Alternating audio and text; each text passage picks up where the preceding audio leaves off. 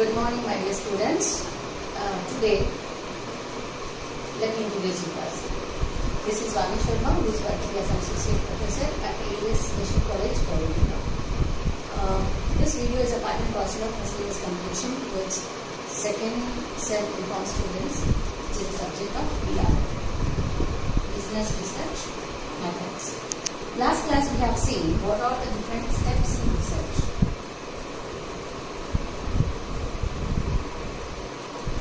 I have explained you the 5 main stages, right from forming the problem, formation of the problem or identification of problem till to report writing, and many important topics like hypothesis and all we have discussed in the last class. Today I am going to discuss you the very important topic, that is research ethics. One of the most important and needed topics to be known by all the students who are at UG level, especially to know about what are ethics. You might have heard during your UG what are corporate ethics.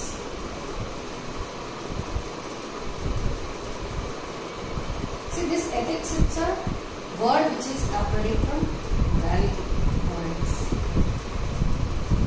There are structured morals which are followed by every individual, that we need to follow those morals to have a good and healthy life. The filtered form of morals are called ethics. For example, what is a moral? A mother says to a child, don't lie. It's a moral. You should not lie. But if you are a lawyer, are you supposed to lie sometimes to grab the truth? Or not? Yes, being a lawyer, we should sometimes lie to bring truth. So the filtered form of morals is ethics. In corporate field also we use some ethics. In the same way, we use some research ethics. So the research of ethics are divided into 2 categories. One is research ethics, another one is research integrity. The research ethics says it's a principle and set of values which are required to be followed during research process. We need to follow some set of principles and values during our research process to prove that this is my work. It's completely a work of mine, no duplication, no copying, no misconduct of any other researcher. So I'll explain you what are those set of principles in the next slide. Or next way. So research ethics are the set of values and principles which are to be followed being a researcher. Research ethics moral ಗಿಂತ ಸ್ವಲ್ಪ filtered form ಅಂತ ಹೇಳ್ಬೋದು. Morals ಅಂದ್ರೆ ಅದು ನಮ್ಮ countries ನಲ್ಲಿ, ನಮ್ಮ values ನಲ್ಲಿ, ನಮ್ಮ ಧರ್ಮ ಪ್ರಕಾರ ನಾವು ಒಂದು ಸೆಟ್ ಆಫ್ ಮಾರಲ್ಸ್ ಮಾಡ್ಕೊಂಡಿರ್ತೀವಿ, ಅದನ್ನ ನಾವು ಫಾಲೋ ಮಾಡಬೇಕು. ಬೀಯಿಂಗ್ ಎ ಹ್ಯೂಮನ್, ಒಳ್ಳೆ ಲೈಫ್ಗೋಸ್ಕರ. ಅದೇ ನಾನು ಎಕ್ಸಾಂಪಲ್ ಕೊಟ್ಟಿರೋದು, ಅಮ್ಮ ಮಗುಗೆ ಹೇಳ್ತಾರೆ ಸುಳ್ಳು ಹೇಳ್ಬಾರ್ದು ಅಂತ. ಇದು ಮೊರಲ್, ನೀವು ಫಾಲೋ ಮಾಡಬೇಕು. ಬಟ್ ಸಪೋಸ್ ನೀವು ಲಾಯರ್ ಆದರೆ ಸಮ್ಟೈಮ್ಸ್ ನೀವು ಸುಳ್ಳು ಹೇಳಬೇಕಾಗತ್ತೆ ಕೋರ್ಟಲ್ಲಿ, ನಿಜಾನ ಆಚೆ ತರಿಸುತ್ತೆ. ಸೊ ಇವಾಗ ನೀವು ಮೊರಲ್ ಬ್ರೇಕ್ ಮಾಡ್ತಿದ್ದೀರಿ ಅಂತಲ್ಲ, ನೀವು ಎಥಿಕ್ ಫಾಲೋ ಮಾಡ್ತಿದ್ದೀರಾ. ಲಾಯರ್ ಎಥಿಕ್ ಏನಿದೆ ಅದನ್ನ ಫಾಲೋ ಮಾಡ್ತೀರಾ. ನಿಮ್ಮ ಧರ್ಮ ಮಾಡೋದಕ್ಕೋಸ್ಕರ ನೀವು ಆ ಮೊರಲ್ನ ಸ್ವಲ್ಪ ಫಿಲ್ಟರ್ ಮಾಡಿದ್ದೀರಾ, ಅದಕ್ಕೋಸ್ಕರ ನಿಮಗೆ ಎಥಿಕ್ಸ್ ಅಂತ ಬಂದಿದೆ. ಈ ಎಥಿಕ್ಸ್ ಅನ್ನೋ ಪದ ನಮ್ಗೆ ಹೊಸದಲ್ಲ, ನಾವು ಕಾರ್ಪೊರೇಟ್ ಎಥಿಕ್ಸ್ ಅಂತ ಯುಜಿನಲ್ಲಿ ಓದಿದ್ದೀವಿ. ಅಂಡ್ ಅದೇ ಪ್ರಕಾರ ಇಲ್ಲಿ ರಿಸರ್ಚ್ ಗೆ ಸಂಬಂಧಪಟ್ಟಿರೋ ಎಥಿಕ್ಸ್. ರಿಸರ್ಚ್ ಅಲ್ಲಿ ನಾವು ಫಾಲೋ ಮಾಡಬೇಕಾಗಿರೋ ಎಥಿಕ್ಸ್ ಅಂದ್ರೆ ಏನೇನು ನಾವು ಮಾಡಬೇಕು ರಿಸರ್ಚ್ ಎಥಿಕ್ಸ್ ಅಲ್ಲಿ, ಯಾವ್ದನ್ನ ಕ್ರಾಸ್ ಮಾಡಿದ್ರೆ ಅದು ಇಲ್ಲೀಗಲ್ ಆಗುತ್ತೆ ಅನ್ನೋದನ್ನ ನಾವು ಇಲ್ಲಿ ತಿಳ್ಕೊಂತ ಇದ್ದೀವಿ. ರಿಸರ್ಚ್ ಎಥಿಕ್ಸ್ ನ ನಾವು 2 ಕ್ಯಾಟಗರೀಸ್ ಅಲ್ಲಿ ಹೇಳ್ಬೋದು. ಒಂದೊಂದು ರಿಸರ್ಚ್ ಎಥಿಕ್, ಅನ್ನೋದು ಒಂದು ರಿಸರ್ಚ್ ಇಂಟಿಗ್ರಿಟಿ. ರಿಸರ್ಚ್ ಎಥಿಕ್ಸ್ ಅಂದ್ರೆ ಏನಪ್ಪಾ ಅಂದ್ರೆ principles and set of values which are to be followed. Research integrity is much more above on research ethics. ಇದಕ್ಕಿಂತ ಸ್ವಲ್ಪ ಬ್ರಾಡರ್ ಕಾನ್ಸೆಪ್ಟ್. ಇಲ್ಲಿ ನೀವು ನಿಮ್ಮ ರಿಸರ್ಚ್ ನ ಇಂಟೆಲೆಕ್ಚುಯಲ್ ಪ್ರಾಪರ್ಟಿ ರೈಟ್ಸ್ ಕೆಳಗಡೆ ಕಾಪಿರೈಟ್ ತಗೋಬೇಕಾಗತ್ತೆ, ನಿಮ್ದು ಅಂತ ಒಂದು ಬ್ರ್ಯಾಂಡ್ ಸಿಂಬಲ್ ತಗೋಬೇಕಾಗತ್ತೆ. You have to create citation. ಯಾರು ಇನ್ ಫ್ಯೂಚರ್ ಅಲ್ಲಿ ನನ್ನ ರಿಸರ್ಚ್ ಪೇಪರ್ಸ್ ನನ್ನ ರಿಸರ್ಚ್ ವರ್ಕ್ ನ ಯೂಸ್ ಮಾಡ್ತಾರೋ ಅವ್ರು ನನ್ನ ಹೆಸರನ್ನ ಖಂಡಿತ ಯೂಸ್ ಮಾಡಲೇಬೇಕು.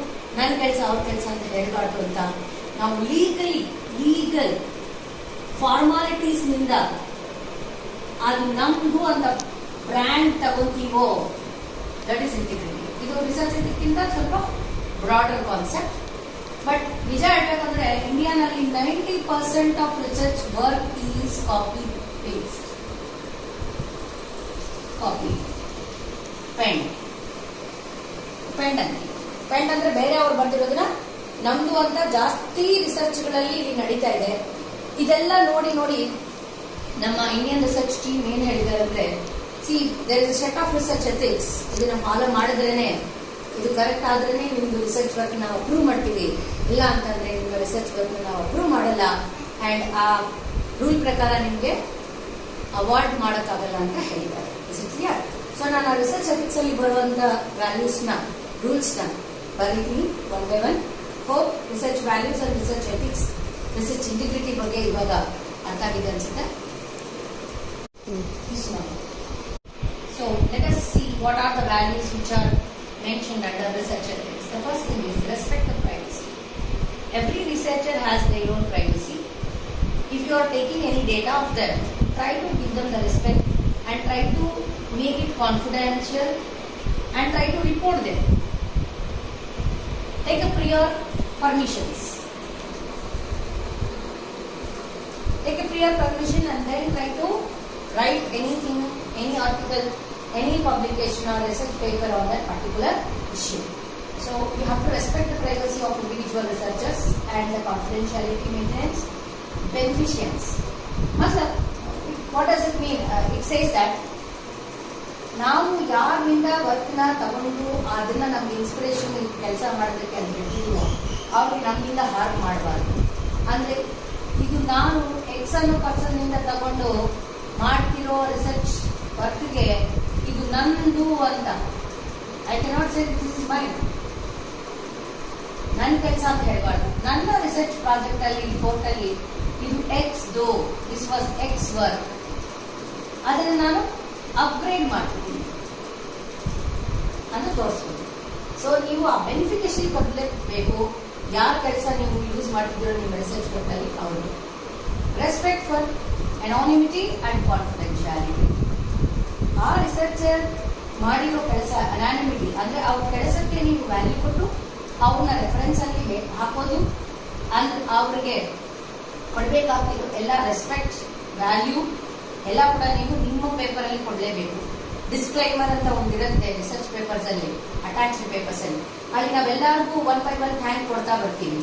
ಈ ಕೆಲಸ ನಾನು ಇಲ್ಲಿಂದ ತಗೊಂಡಿದ್ದೀನಿ, ಇವರು ಇಂಥ ರಿಸರ್ಚರ್, ಇಂಥ ಪ್ರೊಫೆಸರ್, ಇವರಿಂದ ನನಗೆ ಈ ಇನ್ಸ್ಪಿರೇಷನ್ ಸಿಕ್ಕಿ ನಾನು ಈ ರಿಸರ್ಚ್ ಮಾಡ್ತಿದ್ದೀನಿ. ಫಲಾನ ವ್ಯಕ್ತಿಗಳು ಯೂಸ್ ಮಾಡಿರೋ ರಿಸರ್ಚ್ ಇಲ್ಲಿ ತನಕ ಯೂಸ್ ಮಾಡಿದ್ದಾರೆ 2010 ತನಕ, ನಾನು ಅದನ್ನ ಎಕ್ಸ್ಟೆಂಡ್ ಮಾಡ್ತೀನಿ 2020ಗೆ ಅಂತ ನೀವು ಅಲ್ಲಿ ಅನಾನಿಮಿಟಿ ಕಳ್ಳಲೇಬೇಕು ಅಂಡ್ ಕಾನ್ಫಿಡೆನ್ಶಿಯಾಲಿಟಿ ಮೇಂಟೈನ್ ಮಾಡಬೇಕು. ನಿಮ್ಮ ರಿಸರ್ಚ್ ಪೇಪರ್ ಕಂಪ್ಲೀಟ್ ಆಗಿ ಪಬ್ಲಿಷ್ ಆಗೋ ತನಕ ನೀವು ನಿಮ್ಮ ಕಾಪೀಸ್ ನ ಯಾರ ಹತ್ರನೂ ಶೇರ್ ಮಾಡಬಾರ್ದು. That is also one part of the research ethics. Do not exhibit all your work to everybody. Once it is approved by the people, by the peer team, then you can write it under any references or any citation. And then honesty, being honest. Don't say ಬೇರೆ ಅವ್ರ ಕೆಲಸ ನಂದು ಅಂತ. ಯಾರೋ ಒಬ್ರು ಕೆಲಸ ಮಾಡಿರ್ತಾರೆ research work, ಅವ್ರಿಗೆ ಪಬ್ಲಿಷ್ ಮಾಡಕ್ ಬರಲ್ಲ, ಅವ್ರು ಮಾಡಿರಲ್ಲ. ನೀವು ಅದನ್ನ ತಗೊಂಡು ಇದು ನಂದು ಅಂತ ನಿಮ್ಮ ಹೆಸರಾಗಿ ಪಬ್ಲಿಷ್ ಮಾಡ್ಕೋಬಾರ್ದು.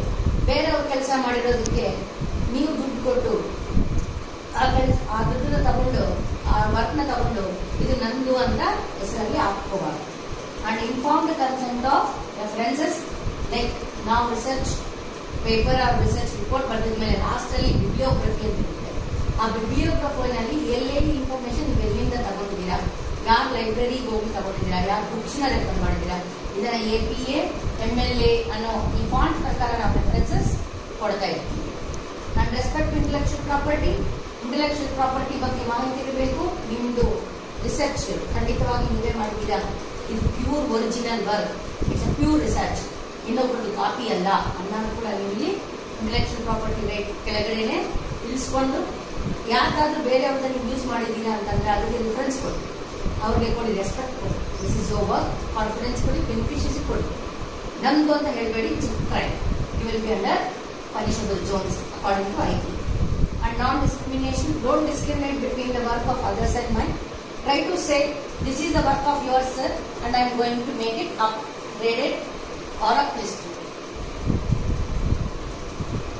ಯಾವುದಾದ್ರೂ ಕವಿಗಳ ಮೇಲೆ, ಫ್ರೀಡಮ್ ಫೈಟರ್ಸ್ ಮೇಲೆ ಏನಾದರೂ ನೀವು ರಿಸರ್ಚ್ ಪೇಪರ್ಸ್ ಬರೀಬೇಕಂತಿದ್ದೀರಾ, ಒಂದು ದೊಡ್ಡ ಎಂಟರ್ಪ್ರಿನರ್ಸ್ ಬಗ್ಗೆ ಒಂದು ನಾವೆಲ್ ಬರೀಬೇಕಂತಿದ್ದೀರಾ, you cannot write by your own ways.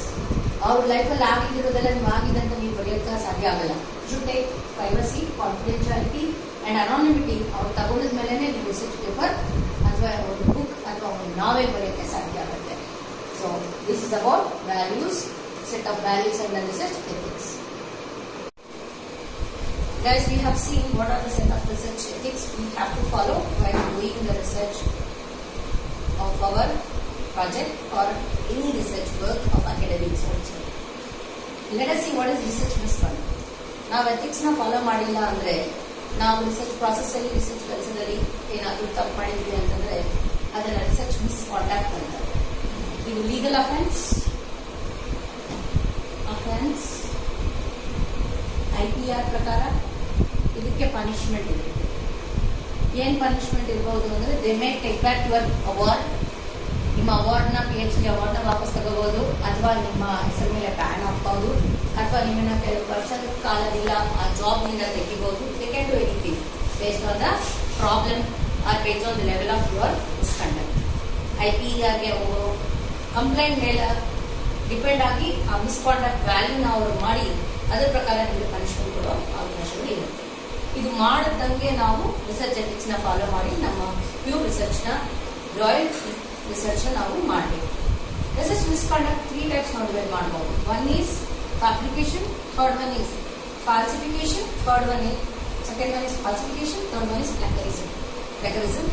Fabrication ಅಂತಂದ್ರೆ ಏನು? Making up data which needs or re-recording or re-reporting, which means ನಾನು ಆಲ್ರೆಡಿ ಒಂದು ಯೂನಿವರ್ಸಿಟಿನಲ್ಲಿ ಸಬ್ಮಿಟ್ ಮಾಡಿರೋ ಡೇಟಾನ ತಗೊಬಂದು ಇನ್ನೊಂದು ಯೂನಿವರ್ಸಿಟಿನಲ್ಲಿ ಸಬ್ಮಿಟ್ ಮಾಡಿ ಎರಡು ಕಡೆಯಿಂದ ಕೂಡ ನಾನು ಅವಾರ್ಡ್ ತಗೊಂಡಿದ್ದೆ. ಅಂದ್ರೆ ನನ್ನದೇ ಕೆಲಸ, ನಾನೇ ಮಾಡ್ತಿದ್ದೀನಿ fabrication. My own work I am presenting in 2 areas. ಎರಡು ಕಡೆ ನಾನು ಒಂದೇ ಇನ್ಫಾರ್ಮೇಶನ್ ನ ಕೊಟ್ಟು 2 ಸರ್ಟಿಫಿಕೇಟ್ ನ ಪಡೆಯೋದನ್ನ fabrication. This is not fair. Fabric ಮಾಡ್ತೀವಿ ನಾವು, recreation of the data. And the second one is falsification. Falsification is a major one which people will take it under a severe case and a senior offense, punishable offense. ಯಾಕೆ ಇಷ್ಟು punishable ಅಂತಂದ್ರೆ, here manipulation of the research materials or changing the results or omitting the data. 3 types ನಾವು falsification ಮಾಡಬಹುದು. Changing the material, ನೀವು ಕೊಟ್ಟಿರೋ report research proposal ಅಲ್ಲಿ ಇರೋ material ಅಲ್ಲಿ ಯೂಸ್ ಮಾಡ್ತಿದೀವಿ ಅಂತ ಡಾಟಾ ಇಲ್ಲಿ ನಮ್ಗೆ ಸಬ್ಮಿಟ್ ಮಾಡಿರೋ ಡಾಟಾ ಒಂದೇ ಆಗಿರ್ಬೋದು. ಜಾಸ್ತಿ ಜನ ಈ ತರ ಮಾಡ್ತಾರೆ. ಅವ್ರಿಗೆ ಇರೋ ಡಾಟಾ ಕಲೆಕ್ಟ್ ಮಾಡಕ್ ಆಗಲ್ಲ ಅಂತಂದ್ರೆ they only do the answers. 10-20 ಪೇಜ್ಗಳಿಗೆ ಕ್ವಶನೇರ್ಸ್ ಆನ್ಸರ್ ಅವರೇ ಬರೆಯೋದು ಕಳಿಸ್ಬಿಡೋದು. This is a kind of falsification. Same information ಕೊಡೋದು ಆರ್ ಚೇಂಜಿಂಗ್ ದ ರಿಸಲ್ಟ್. ನಿಮ್ಗೆ ರಿಸರ್ಚ್ ಪ್ರಕಾರ ಏನ್ ರಿಪೋರ್ಟ್ ರಿಸಲ್ಟ್ ಬಂದಿದೆಯೋ ಅದನ್ನ ನೀವು ಪ್ರೆಸೆಂಟ್ ಮಾಡಲೇಬೇಕು as it is, either accepting the null hypothesis or rejecting the null hypothesis. Last class ಅಲ್ಲಿ ನಾನು ಹೇಳಿರೋ ಪ್ರಕಾರ this is the problem which we identified causing the suicides of youth in Karnataka district ಅಂತ ಅದನ್ನ ಹಂಗೆ ಬರಿಬೇಕು. ಇಲ್ಲ ನಾನು ಅದರ ಬರ್ದಿದ್ರೆ ಗೌರ್ಮೆಂಟ್ಗೆ ಕೋಪ ಬರ್ಬೋದು, ನಮ್ಮ ಅಕಾಡೆಮಿಕ್ಸ್ಗೆ ಕೋಪ ಬರ್ಬೋದು, ನನ್ನ ರಿಪೋರ್ಟ್ ಯಾರಾದ್ರೂ ಕ್ವಶನ್ ಮಾಡಬಹುದು ಅಂತ you can not change the results. You should present as it is the results. Next, omitting the data. ಕೆಲವು ಡಾಟಾಗಳು, ಕೆಲವು ರಿಪೋರ್ಟ್ಸ್, ಕೆಲವು ಕ್ವಶನೇರ್ಸ್ ಎಲ್ಲ ಕೂಡ ನಿಮ್ಗೆ ಇಷ್ಟ ಬಂದಿರೋ ಪ್ರಕಾರ you can change. You can change the data and you can change the names, you can change the answers. ನಾನು ಹೇಳಿರೋ ಪ್ರಕಾರನೇ ಆನ್ಸರ್ ಮಾಡಿ ಅಂತ ನೀವು ಇನ್ಫ್ಲೂಯೆನ್ಸ್ ಮಾಡಬಾರ್ದು ಸ್ಯಾಂಪಲ್ ಸೈಜ್ನ. ಅವ್ರಿಗೆ ಪ್ರೈವಸಿ ಕೊಟ್ಟು ಅವ್ರು ಏನು ಕೊಡ್ತಾರೋ ಡೇಟಾ ಅದನ್ನು ತಗೋಬೇಕಷ್ಟೇ. ನಾನು ಹೇಳಿರೋ ಪ್ರಕಾರ ಬರೀರಿ, ಕ್ವಶನ್ ಓದ್ತೀನಿ, ಅದಕ್ಕೆ ಅಲ್ಲಿಗೆ ಆನ್ಸರ್ ಮಾಡಿ. ನಾವು ನೋಡಿರ್ತೀವಿ ಬೇಕಾದಷ್ಟು ಹಂಗೆ ಹೇಳ್ತಾ ಇರ್ತಾರೆ, ಯಾವ್ದು ಒಳ್ಳೇದು ಯಾವ್ದು ಕೆಟ್ಟದು ಅಂತ ನಿಮಗೆ ಕೊಡಬೇಕು. ಕ್ವಶನೇ ಕೊಟ್ಬಿಟ್ಟು ನಾನು ಒಂದಂದ್ರೆ ಒಂದಾಗಿ ಎರಡಂದ್ರೆ ಎರಡಾಗಿ ಅಂತ ಮಾಡಬಾರ್ದು. And third one is very important thing is plagiarism. That is using somebody's data as mine.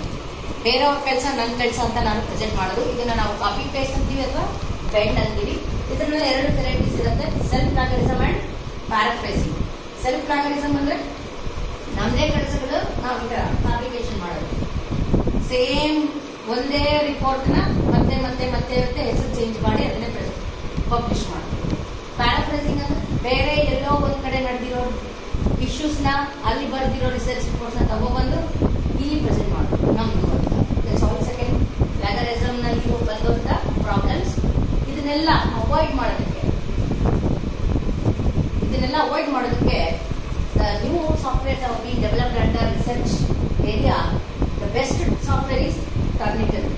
Turnitin ಅನ್ನೋ ಒಂದು ಸಾಫ್ಟ್ವೇರ್ ರನ್ ಮಾಡಿ ನೀವು ಕೊಟ್ಟಿರೋ ರಿಸರ್ಚ್ ರಿಪೋರ್ಟ್ನ ಅಲ್ಲಿ ರನ್ ಮಾಡಿದ್ರೆ ನೀವು ಯಾವ ಬುಕ್ನಿಂದ ತಗೊಂಡಿದ್ದೀರಾ, ಯಾರು ಇನ್ಫಾರ್ಮೇಶನ್ ತಗೊಂಡಿದ್ದೀರಾ, ಯಾವ ರಿಸರ್ಚ್ ಪೇಪರ್ ತಗೊಂಡಿದ್ದೀರಾ ಎಲ್ಲ ಕೂಡ ಹೈಲೈಟ್ ಆಗಿ ಕಾಣಿಸುತ್ತೆ. So Turnitin is a software which will exhibit the plagiarism which you have done, copied any. So finally, this is the end of Unit 2 kids. Unit 2 ನಲ್ಲಿ ನಾವು ಮಾಡಬೇಕಾಗಿರೋ research steps and meaning of hypothesis, sample size, population, and how to precise the broader concept into a researchable concept ಮಾಡಿದೀವಿ ನಾವು. Today I just spoke about research ethics and research conduct and research misconduct. Thank you so much. I feel you will do something today.